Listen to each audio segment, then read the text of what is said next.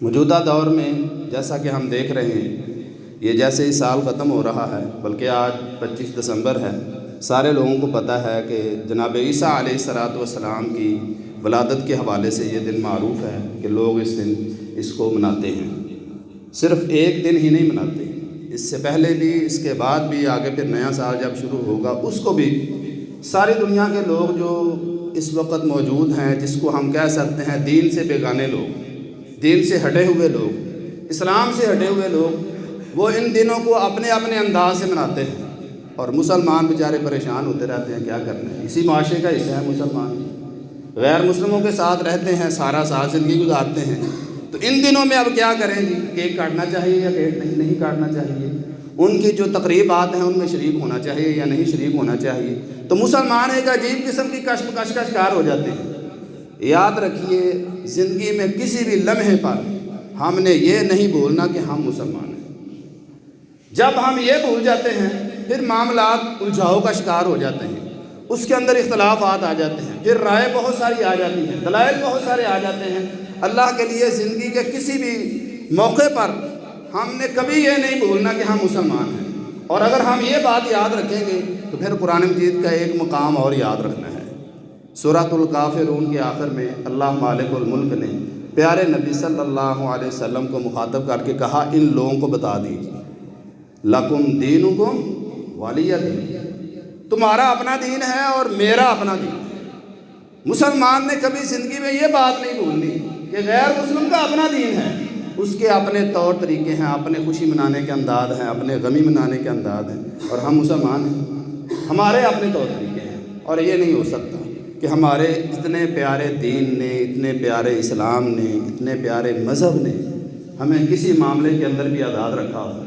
بہت سارے مسلمان اس دھوکے میں بھی آ جاتے ہیں، حرج ہی کیا ہے، کوئی بات نہیں بھئی، ہر چیز میں آپ دین نہ لے آیا کریں، دین کو کبھی سائڈ پہ بھی رکھ دینا چاہیے۔ یاد رکھیے، ہم چونکہ مسلمان ہیں اس لیے ہم اسلام کو کبھی سائڈ پہ نہیں رکھ سکتے۔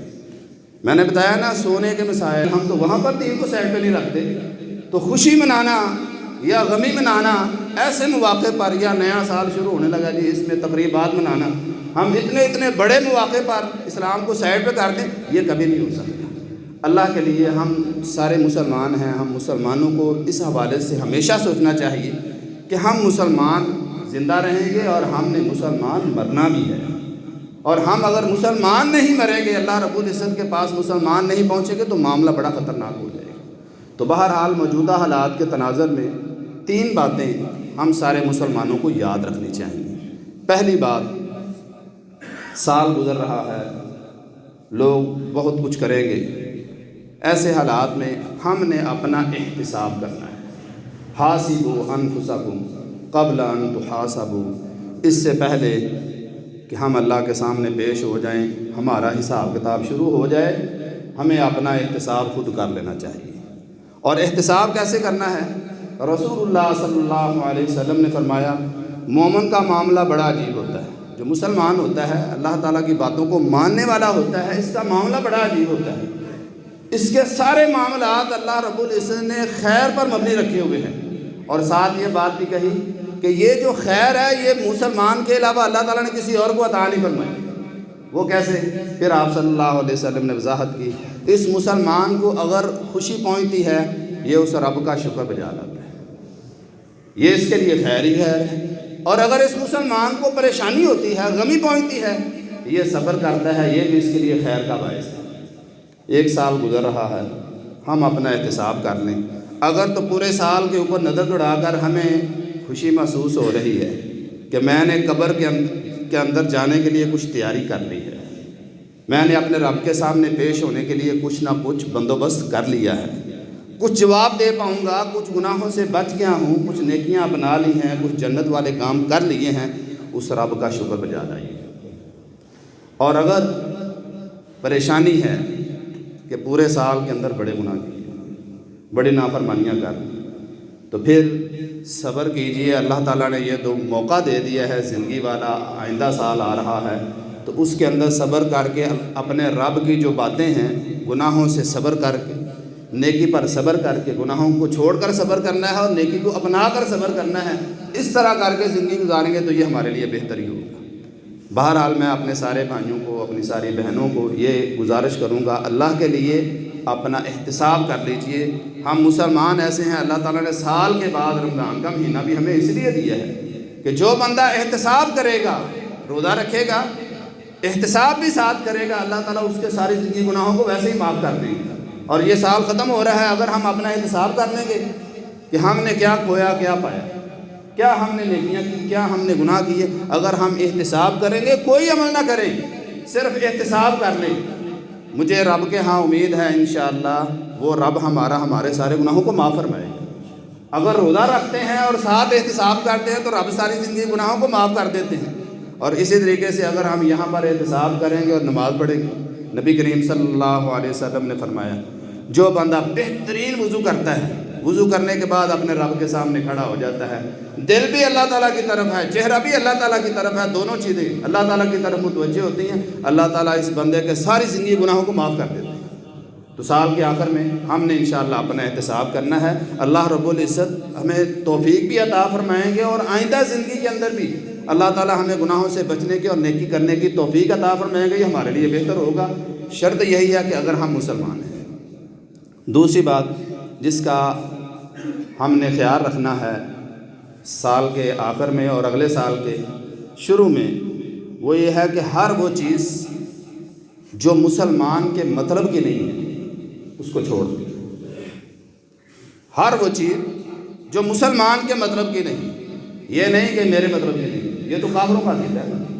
یہ تو کافروں کا نظریہ ہے۔ افسوس یہ ہے موجودہ زمانے میں مسلمان کا نظریہ بھی یہی بن چکا ہے، جو میرے مطلب کی نہیں ہے چھوڑو اس کو، یہ کافر کا عقیدہ ہے۔ غیر مسلم کا عقیدہ یہ ہے، اور اس کا انداز زندگی بالکل یہی ہے، وہ دیکھتا ہے کہ جو چیز میرے مطلب کی نہیں دفع کرو اس کو، جبکہ مسلمان نے یہ دیکھنا ہے کہ جو چیز ہم مسلمانوں کے مطلب کی نہیں ہے، جو چیز ہمیں قبر میں کام نہیں آنے والی، محشر کے میدان میں کام نہیں آنے والی، برزخ والی زندگی میں کام نہیں آنے والی، یا دین کے لحاظ سے دنیا میں کام نہیں آنے والی، اس کو چھوڑ دیں۔ کیونکہ رسول اللہ صلی اللہ علیہ وسلم نے فرمایا من حسن اسلام المرء ترکہ ما لا یعنی، مسلمان اس کے اسلام کی خوبی یہ ہے کہ جو چیزیں اس کی مطلب کی نہیں ہے یہ ان کو چھوڑ دیتا ہے۔ تو پورے سال کے اندر بھی ہم نے اس چیز کا خیال رکھنا ہے، اور بالخصوص ان دنوں کے اندر جب کہ ہمارے ارد گرد غیر مسلم بھی موجود ہیں، ہمارے غیر مسلم لوگوں کے ساتھ تعلقات بھی ہیں، ایسے حالت کے اندر ہم نے بالخصوص اس چیز کا خیال رکھنا ہے کہ جو چیز میرے مطلب کی نہیں، عیسائی کے مطلب کی ہو سکتی ہے، کسی یہودی کے مطلب کی ہو سکتی ہے، کسی ہندو کے مطلب کی ہو سکتی ہے، کسی بے نمازی کے مطلب کی بھی ہو سکتی ہے، کسی تاجر کے مطلب کی بھی ہو سکتی ہے، غرض یہ کہ کسی کے بھی مطلب کی ہو سکتی ہے۔ لیکن اگر میں مسلمان ہوں اور میرے پاس اسلام موجود ہے، اگر میرے مطلب کی وہ چیز نہیں ہے تو میں نے وہ نہیں کرنا، کیونکہ یہی تو میرے اسلام کی خوبی ہے۔ اور یہ اتنا پیارا دین اللہ تعالیٰ نے ہمیں دیا ہوا ہے، ہمیں کیا مصیبت پڑی ہوئی ہے ہم اس اسلام کو، اس دین کو چھوڑ کر کسی اور دین کی طرف جائیں، کسی اور بات کی طرف جائیں۔ اس پر ہمیں اللہ تعالیٰ کا شکر بجا لانا چاہیے کہ اللہ تعالیٰ نے ہمیں دین عطا فرمایا ہوا ہے۔ تو بہرحال بہت سارے مسلمان چاہتے ہوئے یا نہ چاہتے ہوئے، مجبوری کے ساتھ یا ضرورت کے ساتھ، وہ بہت ساری ایسی چیزیں اپنا لیتے ہیں جو ان کے مطلب کی نہیں ہوتی۔ اس کی ایک لمبی فہرست ہے، انشاءاللہ آئندہ کسی وقت میں ذکر کروں گا۔ ان میں سے ایک بات میں بطور خاص ذکر کر دیتا ہوں۔ چھٹی ہوتی ہے، بہت سارے لوگ، آج کا دن چھٹی کا ہی ہے میرے خیال میں عام، تو چھٹی کے وقت بہت سارے لوگ باہر بیٹھ جاتے ہیں، چلے جی بیٹھے بھی کیا کر رہے ہو، گپ شپ لگا رہے ہیں۔ نبی کریم صلی اللہ علیہ وسلم نے فرمایا مسلمانوں راستوں پر نہ بیٹھا کرو، یہ راستوں پر بیٹھنا تمہارے مطلب کا کام نہیں ہے۔ تو یہ ایک بات میں نے ذکر کر دی، اس کے علاوہ اور بہت ساری باتیں ہیں، آپ دیکھیں گے اپنے شعبے کے حوالے سے، اپنے کام کاج کے حوالے سے، تو بہت سارے کام ایسے ہیں کہ مسلمان کے مطلب کے نہیں ہیں، نہ اس کو دین کا کوئی فائدہ ہے نہ دنیا کا کوئی فائدہ ہے، لیکن وہ کر رہا ہے۔ اللہ کے لیے ہمیں سال کے اختتام پر اور اگلے سال کی ابتدا پر اس چیز کی طرف بھی تھوڑی توجہ کر لینی چاہیے کہ زندگی کے اندر جو چیزیں ہمارے مطلب کی نہیں ہیں ان کو زندگی سے دور کر دیں۔ ایسے ہی بیکار چیزوں کو اپنی زندگی کا حصہ بنائے رکھنا، اس چیز نے مسلمان کو تباہ و برباد کر کے رکھ دیا ہے۔ مسلمان کے اسلام کی خوبی ہی یہی ہے کہ جو چیزیں اس کے مطلب کی نہیں ہوتی اس کو وہ چھوڑ دیتا ہے۔ تیسری اور آخری بات اس حوالے سے جو یاد رکھنے والی ہے وہ یہ ہے کہ کسی بھی غیر مسلم کی مشابہت اختیار کرنے سے ہم نے بچنا ہے، کوئی بھی غیر مسلم، کیونکہ ہم مسلمان ہیں، ہمارا اپنا ایک لباس ہے، ہمارے بالوں کا اپنا ایک سٹائل ہے، ہماری تجارت کا اپنا ایک سٹائل ہے، ہمارے بچوں کی تربیت کا اپنا ایک سٹائل ہے۔ تمام چیزیں جتنی بھی اللہ رب العزت نے ہمیں عطا فرمائی ہیں وہ ساری کی ساری ہماری الگ ہیں۔ یہ ملک کس لیے بنایا تھا؟ اس لیے بنایا تھا نا کہ ہندوؤں کے ساتھ رہتے تھے تو سارے طور طریقے ہی ایک جیسے تھے، تو مسلمانوں نے یہ ملک الگ حاصل اس لیے کیا تھا کہ ہم مسلمان ہیں، ہمارے شادی بیاہ کے طریقے الگ ہیں۔ افسوس یہ ہے کہ مسلمان ابھی تک ان چیزوں کو چھوڑ ہی نہیں پائے، اور پھر کہتے ہیں اس میں حرج ہی کیا ہے۔ اللہ کے لیے اس بات کو اچھی طرح یاد رکھیں۔ رسول اللہ صلی اللہ علیہ وسلم نے فرمایا لیس منا من تشبہ بغیرنا، وہ مسلمان جو کسی غیر مسلم کی مشابہت اختیار کرے گا وہ مسلمان نہیں ہے۔ بڑی خطرناک بات آپ صلی اللہ علیہ وسلم نے کہہ دی کہ وہ مسلمان جو غیر مسلم یہودی کی مشابہت اختیار کرے گا وہ مسلمان نہیں، یہودی تو ہو سکتا ہے جو بندہ، اور یہ بھی ہے جو من تشبہ بقوم فہو منہم، جو بندہ کسی قوم کی مشابہت اختیار کرے گا وہ انہی کے ساتھ، اس کا تعلق انہی سے ہے، اس کو طور طریقے ان کے پسند ہیں تو پھر ٹھیک ان کے ساتھ جائے۔ پھر مسلمان ہونے کا دعویٰ کیوں کر رہا ہے؟ اگر کوئی ہندوؤں کے طور طریقوں کو اپنائے گا تو اس کا تعلق ان کے ساتھ ہے، اگر کوئی یہودیوں کے طور طریقوں کو اپنائے گا تو اس کا تعلق ان کے ساتھ ہے، اگر کوئی نصارہ اور عیسائیوں کے طریقوں کو اپنائے گا اس کا تعلق ان کے ساتھ ہے، اس کا مسلمانوں کے ساتھ تعلق نہیں ہے۔ اور قرآن مجید کے اندر اللہ مالک الملک نے یہ بات کہی وَمَن يَتَوَلَّهُم مِّنكُمْ فَإِنَّهُ مِنْهُمْ، جو بندہ ان کے ساتھ دوستی لگائے گا، رواداری کی خاطر چلے کیک کاٹ لیتے ہیں، کئی یہ بھی کرتے ہیں نا، یا دیکھیں سارا سال ہم ان کے ساتھ رہتے ہیں وہ بھی ہمارے ساتھ رہتے ہیں، ہم ان اتنا کرتے ہیں تو اس میں کیا حرج والی بات ہے، ان کی خوشیوں میں شریک ہو جانا چاہیے۔ کئی لوگ یہ بات بھی کہتے ہیں، تو اللہ تعالیٰ فرماتے ہیں وَمَن يَتَوَلَّهُم مِّنكُمْ فَإِنَّهُ مِنْهُمْ، جو بندہ ان کے ساتھ دوستیاں لگائے گا، ان کے ساتھ تعلق بڑھائے گا، اس کا تعلق پھر انہی کے ساتھ ہے۔ اور رسول اللہ صلی اللہ علیہ وسلم بالکل واضح اس کی وضاحت کرتی ہے کہ اس کا تعلق پھر مسلمانوں کے ساتھ نہیں رہتا۔ آپ حیران ہوں گے، رسول اللہ صلی اللہ علیہ وسلم نے یہاں تک فرمایا ہے، فرمایا یہود کے ساتھ مشابہت نہیں کرنی،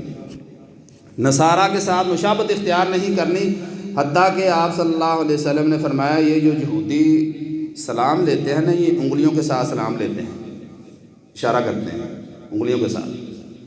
اور یہ جو نصارہ ہیں جن کو ہم عیسائی کہتے ہیں